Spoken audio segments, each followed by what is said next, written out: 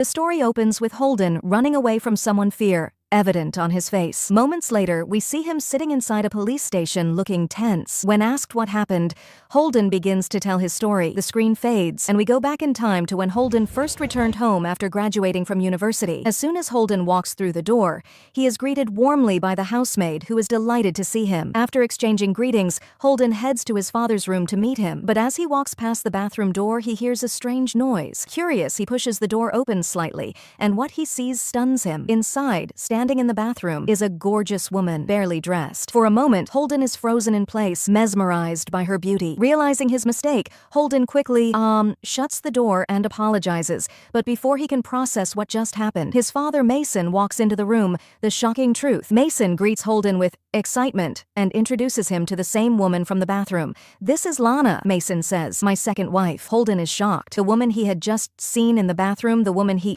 couldn't take his eyes off of, was his stepmother. Lana, too, looks stunned by the revelation. Despite the awkward introduction, the family attends a party that evening to celebrate Holden's return. A night of tension. Mason, a wealthy businessman, Ma introduces Holden to his lawyer, Harry. While Mason is busy with other guests, Holden and Alana start talking, getting to know each other better. Lana asks Holden about his past relationships, and he reveals that he recently went through a breakup. Meanwhile, Lana leans in close to Harry, whispering something in his ear. Mason notices this interaction and becomes visibly angry, but he controls himself. During the party, Mason buys an expensive necklace from an auction and gifts it to Lana. Later that night, Mason, Lana, Holden, and Harry return home. As soon as Harry leaves, Mason explodes in rage. Accusing Lana of having an affair with Harry, Lana calmly denies it, trying to reassure Mason, but Holden is disgusted by his father's behavior, a growing attraction. The next morning, Holden has a private conversation with Lana.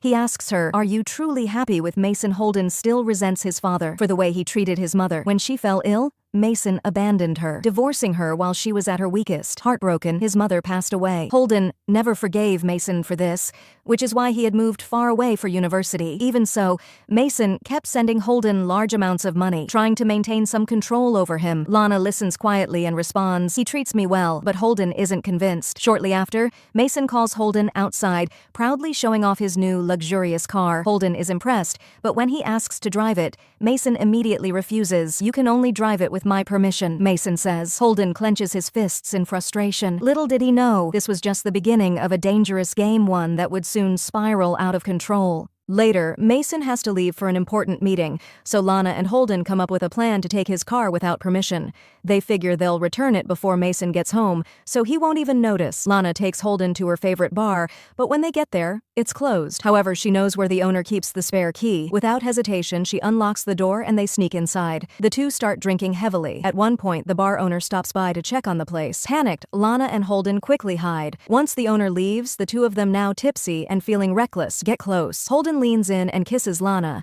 and the moment escalates into something more. They lose track of time, and by the time they return home, it's late. Mason is already back, and furious when he catches them returning with his car. The next morning at breakfast, Lana accidentally brushes her injured hand against Holden's. Before Holden can ask her about it, Mason enters the room. After breakfast, Mason challenges Holden to a game of football. The game turns rough, and Mason dominates, eventually knocking Holden to the ground. As a final warning, he punches Holden and forbids him from ever touching his car again. Lana watches the whole thing unfold in silence. Later that night, Holden is alone in the kitchen when Lana walks in. She tells him they need to forget what happened between them, but as soon as she says it, Holden steps closer, drawn to her again. Neither of them resists this time, and they end up in Holden's room together. Just as they're catching their breath, there's a knock on the door. Mason calls out, asking if he's seen Lana. Holden quickly composes himself and replies, "No, haven't seen her." Once Mason walks away, Lana sneaks out of the room, unseen. That night, Nicole shows up at Holden's house for their planned dinner. Mason meets her as well, and the three of them sit together. During the conversation, Holden casually mentions that he wants to be an architect. Mason's expression darkens. "You need to stop chasing pointless dreams and focus on business," he snaps. Holden doesn't argue, but the comment stings. Despite the tension, Holden and Nicole leave for their date as planned, while Mason stays behind, clearly unsettled. Even after the date, Holden couldn't couldn't shake his bad mood. He hated how Mason always tried to control his life. Later that night, when Holden went to the kitchen, he found Lana standing there. She looked at him and said, "You and Nicole look good together." Holden scoffed. "I have no interest in Nicole, and I definitely don't care about Dad's business. I'm leaving." Lana stepped closer, a hint of desperation in her eyes. "Don't go," she whispered, then kissed him, trying to convince him to stay. The next day, Mason and Holden were at the shooting range. Mason took aim, but before pulling the trigger, he hesitated. His grip loosened, and the gun slipped from his hands. Later that day, after his workout, Mason walked outside, sweat still clinging to his skin. Holden handed him a bottle of his favorite juice. "Thanks," Mason said, taking a sip. He studied Holden for a moment before adding, "I think Lana's having an affair." Holden's heart nearly stopped. "What makes you say that?" he asked, keeping his voice steady. Mason smirked. "I'll find out who it is soon enough." Holden excused himself and immediately called Lana, arranging to meet at the farmhouse. When they met, he told her everything. "If you stay here, Mason will find out about us. I have to leave." Lana didn't want to let him go, but she knew there was no other option. So, for one last time, they gave in to their desire, making love before saying goodbye. That night, Holden woke up alone. Lana was gone. With a heavy heart, he decided to go home. But as soon as he stepped inside, he knew something was wrong. The house was a mess. Furniture overturned. Objects scattered everywhere. His stomach twisted as he took a few hesitant steps forward, and then he saw it. Mason's lifeless body. Panic gripped Holden. Then, with trembling hands, he grabbed his phone and called the police. The investigation started immediately. When asked where he had been, Holden lied. "I was at the cinema." The police questioned Lana as well. "I was with Nicole," she said without hesitation. After the initial investigation, Harry approached them. "The police have sealed your house for 3 days.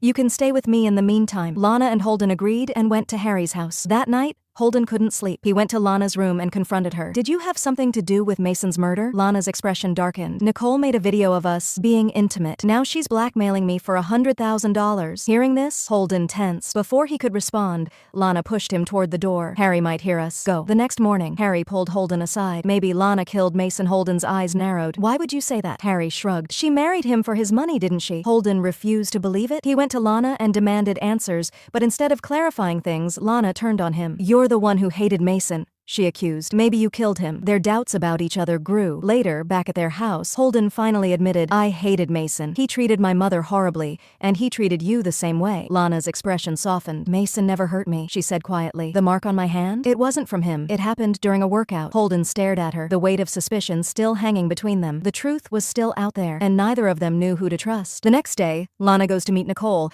unaware that Holden is following her. As soon as he sees them together, he tries to grab Nicole, demanding answers. But before he can, Lana intervenes, stopping him. Instead of explaining, she grabs Nicole's hand and runs. Holden watches them disappear, realization dawning on him. Lana and Nicole are working together. And if that's the case, then Lana must have played a part in Mason's murder. Desperate for clarity, Holden rushes to Harry and confesses everything. He even shows Harry the intimate video of him and Lana. Harry listens carefully before saying, "Mason's will stated that the property would only be transferred after his death. That means Lana had nothing to gain from killing him." Holden frowns. "But I could be a suspect, right?" Harry nods. "Exactly. And if someone wanted to frame you, they'd make it look like you killed Mason for the money." At Harry's insistence, Holden recounts everything. "I was with Lana that night. After I fell asleep. When I woke up, she was gone." Harry's expression hardens. "Sounds like Lana is trying to set you up." After meeting Harry, Holden returns home, determined to find answers. He checks Lana's purse, and what he finds shakes him. A large amount of cash and a gun. Just as doubt starts creeping into his mind, Lana walks in, wearing Mason's necklace. "What are you doing?" she asks, her eyes narrowing. Holden stands up, holding the gun. "What is this, Lana?" she sighs. "For protection. I'm meeting Nicole tonight and I need the money for our deal." Holden doesn't believe her. Not anymore. Determined to uncover the truth, he decides to follow Lana, but before he can leave, he hears a noise coming from the garage. Cautiously, he steps inside. On Mason's car, he finds a note addressed to him. It reads, "After Mason's death, Holden took his own life out of guilt." His own handwriting, his own words. His blood runs cold. Someone is trying to kill him and make it look like suicide. Before he can react, the lights cut out. Footsteps echo. The garage door creaks open. Lana and Nicole step inside, both armed. Gunshots ring out. Holden dives behind the car, barely dodging the bullets. With quick reflexes, he manages to grab Lana, pinning her down. "Tell me the truth," he yells. Lana's breath is ragged. "I thought there was an intruder," she says quickly. "That's why I fired. I swear, Holden, I didn't mean to shoot at you." Holden hesitates, his mind spinning. Could she be telling the truth? Or is she playing him again? Confused and exhausted,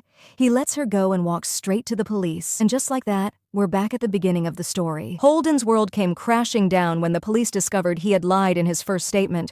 Without hesitation, they arrested him. Days passed in the cold gray cell, but then, out of nowhere, Nicole showed up at the police station. "I have something to confess," she said. The officers leaned in as she revealed the shocking truth. "The blackmail video? It was Lana's idea," Nicole admitted. "She asked me to record it because we were in a relationship." The officers exchanged glances. Nicole took a shaky breath and continued. "After killing Mason, Lana came to me. She had another plan. She was going to kill Holden next. Then we'd be free, together." The room went silent. "But I didn't want to kill anyone else," Nicole added. "So I broke up with her." With this confession, the police had what they needed. They released Holden immediately. Outside the station, Harry was waiting for him. "Holden," he said gravely, "the autopsy report is back. Mason didn't die from his injuries. The real cause of death was poison." Holden's jaw tightened. "So Lana attacked him after he was already dead, just to make it look brutal." Harry nodded. "And that means she's more dangerous than we thought." Determined to end this, Holden returned home to find Lana, but what he found instead was blood. A trail of 108 drops of blood led to the center of the room. And there, standing in the dim light, was Lana. Before she could react, Holden struck, punching her hard enough to knock her unconscious. As he caught his breath, Nicole stepped out of the shadows. Holden turned to her. "You want to end this? Then do it. Kill her." Nicole hesitated for only a moment before dragging Lana's limp body to the edge of a cliff. But when the time came to pull the trigger, she couldn't do it. Instead, she shoved Lana over the edge, watching her body vanish into the darkness below. The next morning, Holden and Nicole returned to the cliffside. All they found was Lana's necklace. "She must have fallen," Nicole said. "She's dead." Holden exhaled, relief washing over him. "It's over." But it wasn't. That night, Lana came back. Appearing in the doorway of Holden's house, she raised a gun and shot him. Wounded and bleeding, Holden stumbled outside, his only thought getting to the hill. But just as Lana followed him, sirens blared in the distance. The police arrived. They saw the gun in Lana's hand and fired. A single shot. Lana's body went still before tumbling backward, disappearing off the edge of the hill. This time she was gone for good. The end of the story. In the days that followed, Holden and Nicole left everything behind. They escaped to a quiet, sunlit paradise. No regrets, no guilt, just the thrill of being alive. And as they embraced by the ocean, they knew one thing for sure. This was the fresh start they both needed.